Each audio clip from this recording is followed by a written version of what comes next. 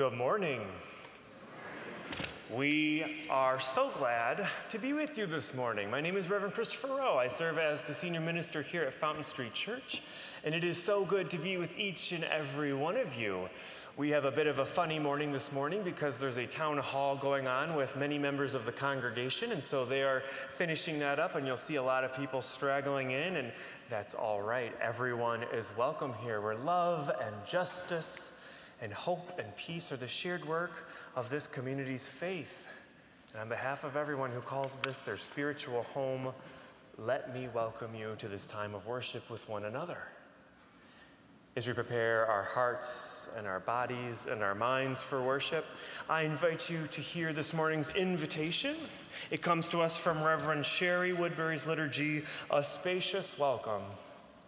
Hear these words as they invite us into this time with one another. Welcome all who come in friendship and who long for genuine community. May you be graciously received here as your authentic self. Welcome all who come in curiosity, full of questions and simply open to the unknowns. May you embrace wonder and encounter new delights. Welcome all who come heavy with fatigue, weary from the troubles of the world or the troubles of your own particular lives. May you find rest in this sacred space.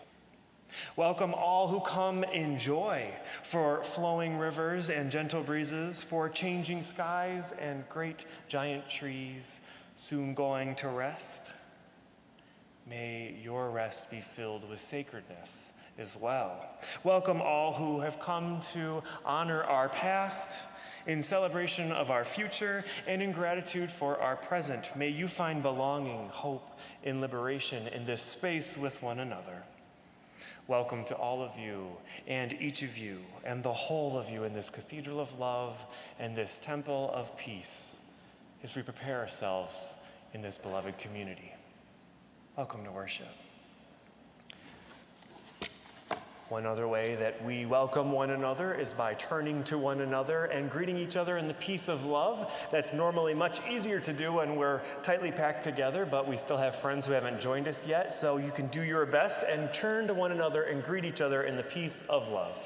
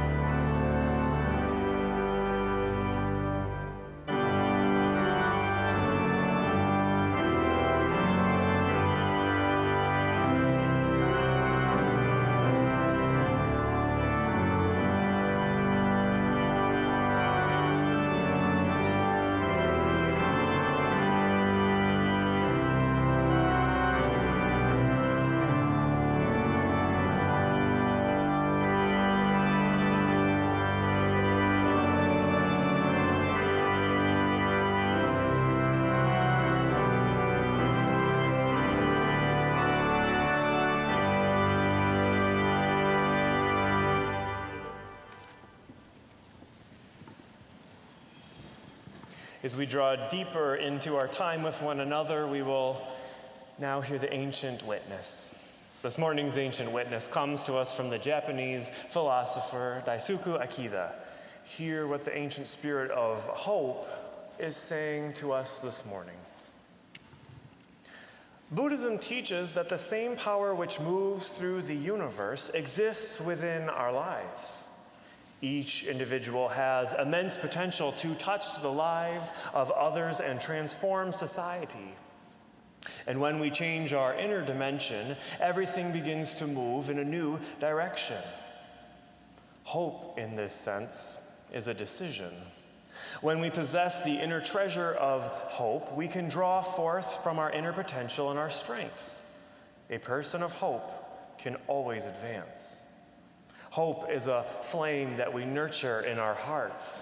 It may be sparked by someone else, by the encouragement of a friend, by a relative or a mentor, but it can always be fanned and kept burning through our own determination. Most critical is our determination to continue to believe in the limitless dignity and the possibility of both ourselves and our neighbor. Our second witness this morning comes to us from Zinn. Hear what the Spirit of hope continues to call out to each of us today. To be hopeful in bad times is not just foolishly romantic. It is based on the fact that human history is a history not of cruelty, but also of compassion, sacrifice, courage, and kindness. What we choose to emphasize in this complex history will determine our lives. If we see only the worst, it destroys our capacity to do something. If we remember those times and those places, and there are so many, where people have behaved magnificently, this gives us the energy to act, and at least the possibility of sending this spinning top of a world in a different direction. And if we do act, in however small of a way, we don't have to wait for some grand utopian future. The future is actually a succession of presents already happening. And so we live now, and to live now as we think of human beings that they should live, in defiance of all that is bad around us, in itself is a marvelous victory.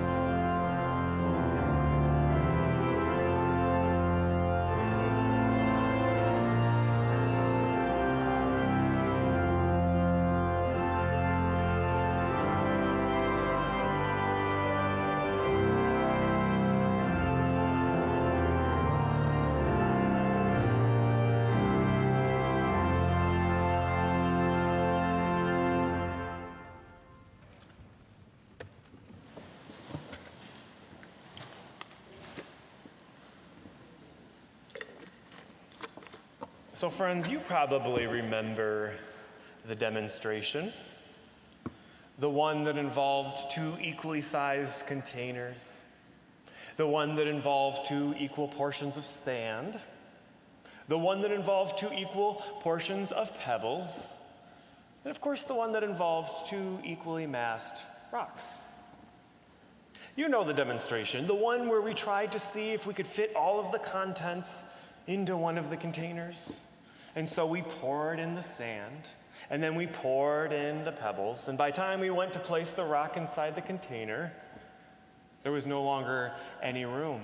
It lacked the space and the volume and the capacity to fit the rock. I think you all remember this demonstration. We did it here. The one where we tried a different way. The one where we reprioritized our approach. The one where we first took the rock and placed it into the container. And then we poured in the pebbles so that they could fall amongst the rocks. And of course, then we poured the sand. And it filled into the rocks and cradled around the big one. You know the observation and demonstration I'm talking about, the one that reminds us that in life, the greatest challenges are simply about reframing our perspective. The one that reminds us that often in the greatest challenges in life, it is simply about reprioritizing our priorities. The one that often reminds us that in life, when we are facing the greatest challenges, we need to reshape our point of view. The very perspectives and priorities and points of view that at our spiritual core is more than enough to guide us, but also the very same perspective and priorities and points of view that become opaque, occluded, and obscured in the presence of fear, in the position of scarcity, and in the place of hopelessness. We know that we live in a world of abundance. And we know that we live in a world with the potential for immense generosity and gratuitous love if we organize and prioritize our world justly so. And if we make that pursuit our big rock that comes first. But we also know that so often our fear and our anxiety and our scarcity and our hopelessness distract us from the abundance and distract us from the source of all being, much less the source of our own higher purpose.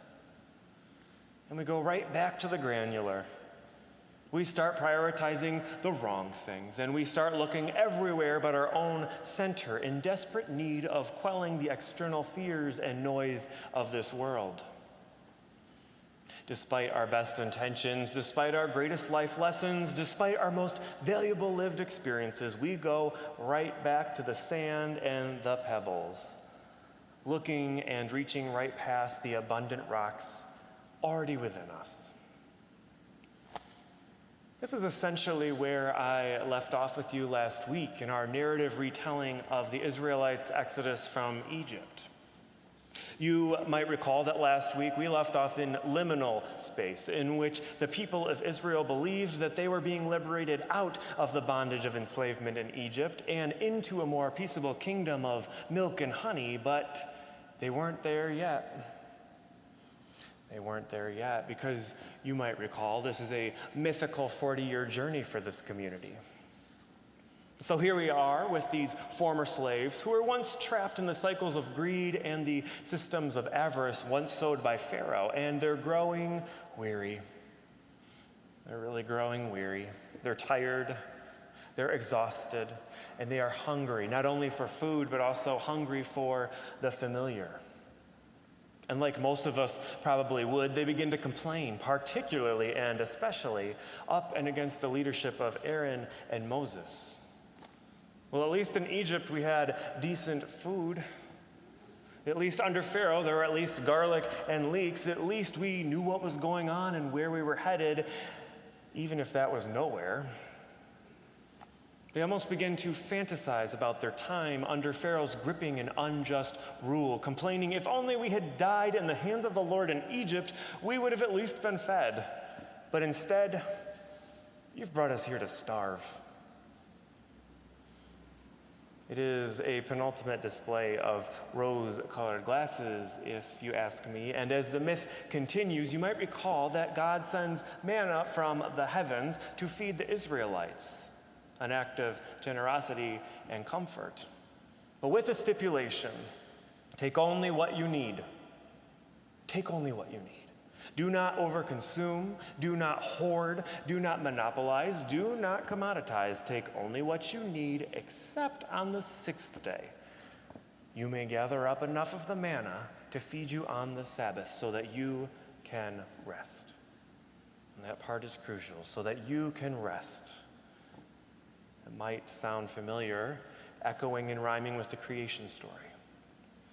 So this is probably a good spot to remind you all that this is a myth, and it is ancient, and it is historically relevant to a different historic experience. And so often it's easy to miss the subtext that's at play of these ancient stories, including this one. Because a key piece of this story this morning is that when they saw the bread, when they saw the manna around them in the morning, they asked, "What is it? What is it?" I think that their question, "What is it?" points to an even bigger lesson in our story, which is that because of their blindness that had been caused by fear, and because of their sense of insufficiency caused by a mindset of scarcity, the Israelites couldn't even recognize abundance when they saw it. Here they are, seemingly starving and yearning for more, quite literally espousing that their former enslavement was more desirable than their freedom. And in the face of radical abundance, they say, "What is it?" They had become enculturated by the need to pour the sand and the pebbles first, and in turn lost touch with the abundance that already existed within, among, and around them. In fantasizing about the food that they once knew under the gripping regime of Pharaoh, they lost touch with the reality that they could have never rested or observed the Sabbath while they had that food, and that he, in fact, controlled the very food that they longed for. And in losing sight of the abundance that existed within and around them, they lost touch with any sense of hope. And if there's any lesson for us this morning in this ancient story, it's that authentic, lasting, sustaining, and enduring liberation cannot be known without the presence of hope. If the Israelites truly lacked anything physical or tangible or spiritual or otherwise, it was hope. They truly lacked hope. And I think that the lesson that can be gleaned from their story for all of us this morning is that without hope, it is dangerously easy to look backwards and eschew reality in such a way that we begin to believe that oppressive ways weren't all that oppressive, or that unjust ways weren't all that unjust, or that imbalanced ways of living weren't actually all that unbalanced. And when that happens, when we become a people without hope, when we become a people of hopelessness, and we become a people who are more grounded in the oppressive forces of fear than we are the liberating possibilities of hope, dangerous and deathly consequences can ensue. Without hope, fear actually has a fighting chance. Without hope, scarcity takes on more and more of an embodied form. Without hope, greed finds the soil from which it can thrive and flourish. And without hope, avarice finds systems of oppression and injustice from which to feed and to grow. Without hope, the pursuit of gratitude can be entirely obscured in our lives. Without hope, our awareness of abundance can be completely overshadowed. Without hope, we lose sight of the things that really matter in this life. And without hope, we begin to prioritize the things that really, really don't matter. Without hope, we become blinded by the distractions of insecurity and insufficiency that mount up like tiny grains of sand. Without hope, we slowly but surely buy into the myth of insufficiency that turns a small stack of pebbles into a mountain of oppression. And without hope, when we finally do get to the places and the spaces where we are ready to invest and nurture and nourish the things that matter most in this world, when we finally do get to that promised land and we finally get to that place overflowing with milk and honey, we find that there isn't the room or the energy or the capacity or the strength to invest in the things that should have been our priorities to begin with. Friends, we need hope. especially in the business that we're in here at Fountain Street Church, and especially in the times in which we find ourselves in this world. We aren't all that different or far off from our ancient spiritual ancestors. Trade the desert for an evolving sociological shift in American religion, and swap out the wilderness for a destabilizing democracy, and we too are wandering in our times. In our wandering, we travel through a foreign land of our own in which a small but mighty part of our society believes that if things could just be like they used to be, then everything might just be okay. There are people in our world, and more specifically in our nation, who believe that if things could just be more Christian, or just be more white, or just be more straight, or just be more normative, then things might be okay, just like they used to be. Because they're terrified of the power they might lose. They are afraid of the myths that they have inherited, and they have failed to see the true power of goodness and hope that already exists within them, and around them, and among them. They fail to see the manna that already exists around them, within them, and among them. Which makes me wonder, when and where, in the metaphorical sense, in our times has the manna fallen around us, within us, and among us? Where are the gifts of abundance and the treasures of sufficiency already raining down around this church, metaphorically speaking, of course, inviting us to reject the myth that we aren't enough, or that we don't have enough to thrive in this time and place for such a moment as this? Where in our work together might we be looking right at goodness, and right at wholeness, and right at abundance and manna, only to ask ourselves and one another, what is that? What is that? What is this? It's easy to get distracted in the wilderness. It's easy to lose sight of liberation and that which we are moving into when it feels as though we've already been somewhere so much better, if for no other reason than it was familiar. It's easy to feel hopeless and to let fear take over, and before you know it, you lose sight of the manna that exists in abundance all around us. Which is why, more than ever, I believe we still need church. And I believe we still need Fountain Street Church. We still need places and spaces in our world that plant within us the seeds of hope. We still need places and spaces in our world that tend and nurture and nourish the promises of hope. We still need places and spaces in our world that liberate us from the bondages of fear and oppression of scarcity, so that the very hope that we wish to nourish can flourish. And not just for people like us. Not just for good white liberals who largely agree on most things, but for all who wander, for all who are lost, all who are hurting, and all who deserve healing, all who fear that there won't be enough, or that love's goodness won't provide enough, all who simply need the presence of a beloved community to say, it's okay. It's okay. We know you're scared. We are too. You are enough, and we are enough, and our love is enough.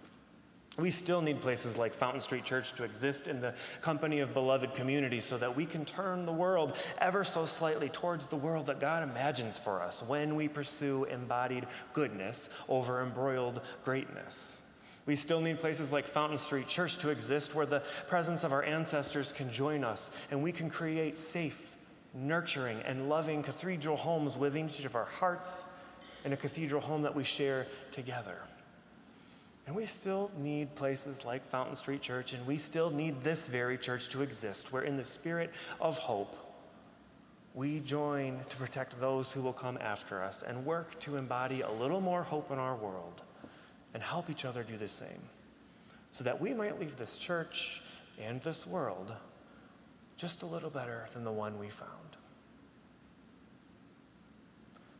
Will you join me in a moment of silence before we pray?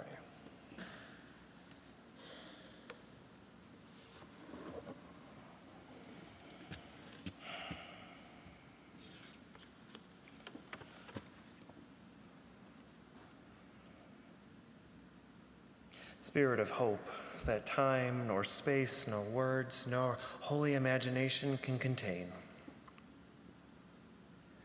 help us to be a people and a church of hope. Outside of these walls, the people of Israel continue to journey into the wilderness. And it is that very liminal space that can cause our neighbors and our humanity to fall back in fear or persist in hope. Help our church to exist as a lighthouse and a beacon and a guidepost of hope, to help all who are lost find strength, solidarity, resilience, and hope in pursuit of a life of abundance. As the prevailing needs of this church and the needs of this world and the needs of our hearts begin to call into question the rocks that we will prioritize first, help us to see the ways in which choosing our beloved Fountain Street Church, our neighbors, and ourselves is a way of living bravely into a world of hope. Help us to resist the myth of scarcity. Help us to embrace the promises of hope.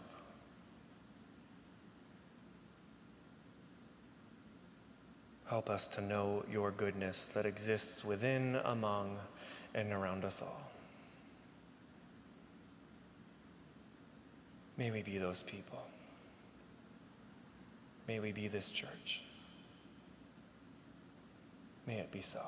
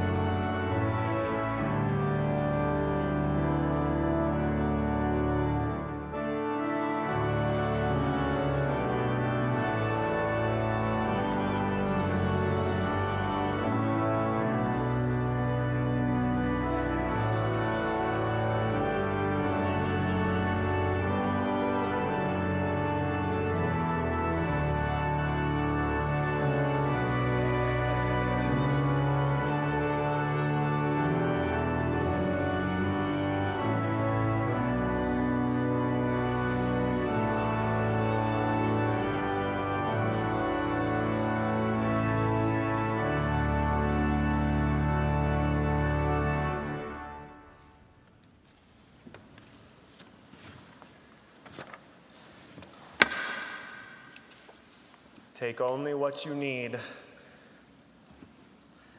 Take only what you need. I think we live into that practice and that beautiful truth in our world quite well here at Fountain Street Church in our weekly collection of the offering. Every week, we radically proclaim the abundance that exists within, around, and among us through the collection of the offering, and we give forth generously back into the community. We do hold 50% here because it is necessary to run a 21st century ministry like ours. And 50%, the other half of the plate, goes directly back into the world. Take only what you need. Give the rest abundantly. We give it away abundantly and freely to social service agencies, through social justice organizations, and collective impact institutions in West Michigan and beyond, places that we know our love and our generosity and our pursuit of justice can truly be embodied. And so in the spirit of taking only what we need and also giving freely, our offering will now most graciously be received.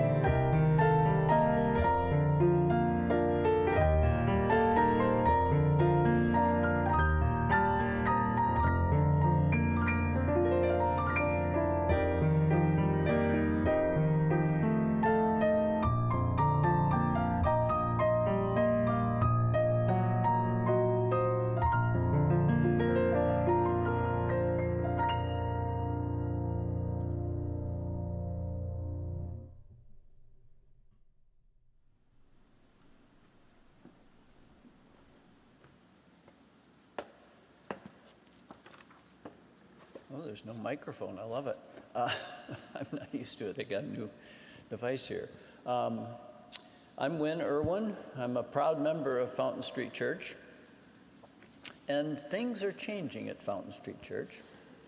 And so our fundraising team decided it was time to cast off the tradition of stewardship committee and pledge campaign. Instead, we have launched our annual giving campaign, evidenced by the letter you should have received in the mail from your governing board, the senior minister, our annual giving campaign team, and our church staff. But our goal is the same, to raise funds this fall and next year to support the operational budget of the church. Clearly, we are indebted to all those who can make annual commitments, as they've done in the past. However, all funds received help to keep this church going and are gratefully received. Quoting from our letter, like the bricks in our walls and the panes of light and color in our windows, each person increases our church's steadfastness and stability through gifts of time, money, and themselves. We can't do this without you. We can't be Fountain Street Church without you. In order to be a steadfast present in times of change, and things continue to change, we need reliable staff, inspiring worship, educational opportunities and materials, a well-maintained building, and supplies for those in need. Every dollar becomes an intention, fueling our long-term stability. So fill out your annual commitment sheet that you received either in the mail or, if not, by email, and we'll keep providing that opportunity. And we'll have copies at church available to you. So here's my annual commitment that I'm going to give to Reverend Christopher, because I love this church and all it stands for, and I hope you'll do the same. Thank you.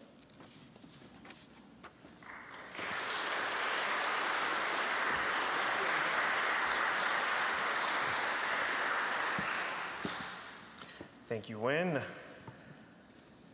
Friends, we have a lot of announcements today, and so I want to make sure that you are aware of the things that are happening in this building after our service with one another. And so that will begin with a town hall at noon. I am hoping to we're going to make it out here with plenty of time so that if you wish to go to the town hall at noon in the chapel, you can do so. This is about the tower and the 2nd century campaign. Many of you have heard things or read things about the condition of the tower and the need for construction. And so you are invited to go to that if you have questions or ideas or you would like to contribute to that town hall session.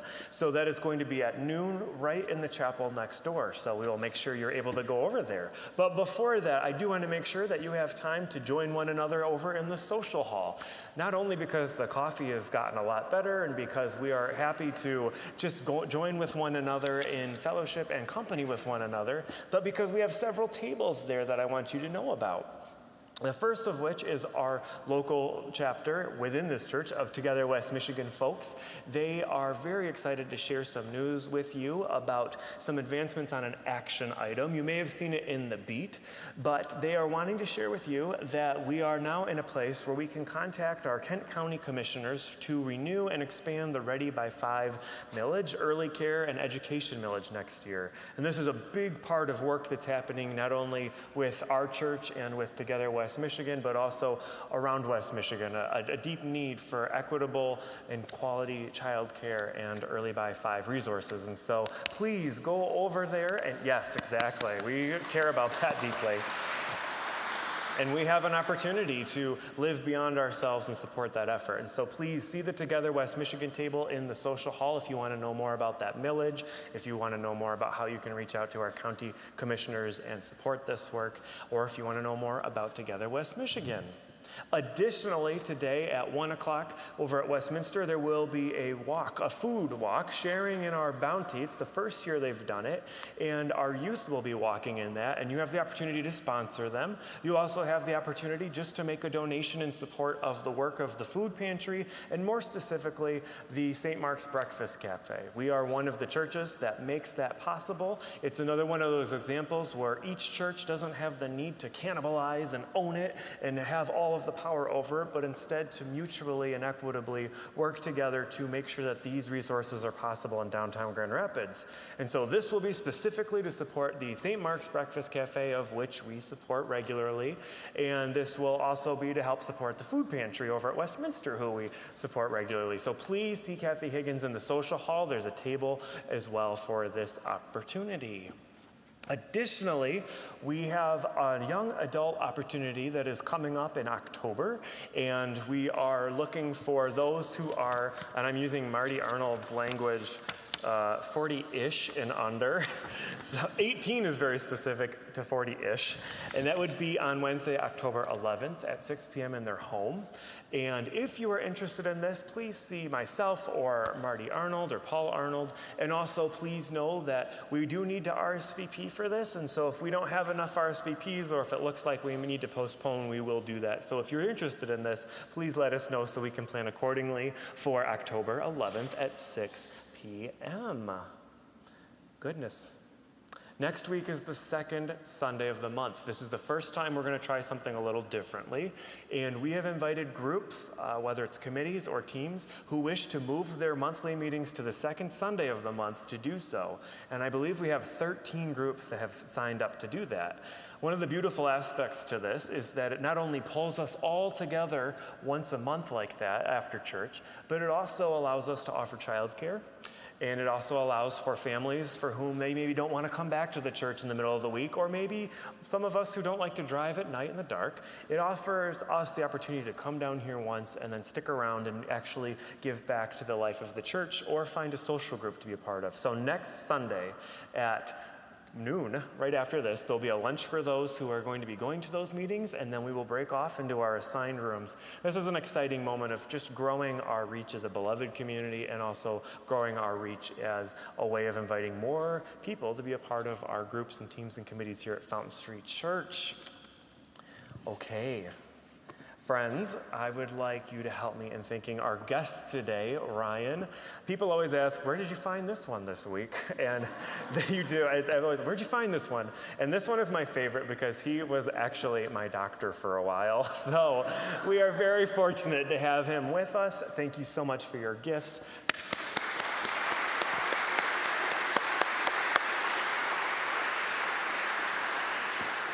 A huge amount of gratitude goes out to the AV staff who continually work to perfect our audio experience, to perfect the speakers under the balcony and over, and for everybody at home to have a better experience. Thank you to our AV staff. And of course, thank you to the ushers, the coffee team, everybody who makes this place welcoming and loving and supportive. And a big thank you to our choir, who is largely not here today, because they, every fourth week, get to take a week off. And so this was their week off, and we are grateful for their ministry among us. It's been a wonderful year already. They will come back for another month of singing next week, and we will be ready to welcome them. So thank you to everyone who makes this possible, and thank you to each of you who call this your home. As we go forth this week, I invite you to imagine being a community of hope. That story that we keep revisiting, wandering through the wilderness, well, it never quite gets to where you think it's going to get. And throughout history, their pursuit evolves and it changes. We, of course, have the New Testament stories with a different group of people, but with similar challenges. And we know that in our time, we are a different people, yet with similar challenges. So as you go forth this week, remember that you have the power and the potential and somewhat the expectation as a Fountain Streeter of being hope in the world. I hope you go forth knowing you are loved, that you are enough, and that you are a person of hope, and you are surrounded by more of them right around you. Go in peace, go in love, go in hope.